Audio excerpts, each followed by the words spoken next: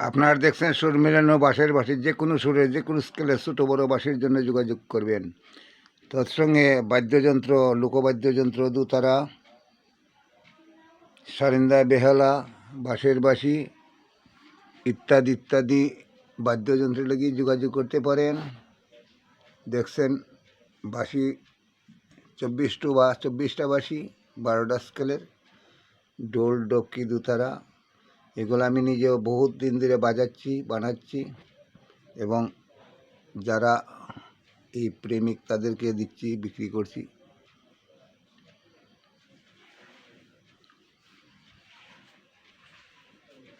এই বলে দেখেন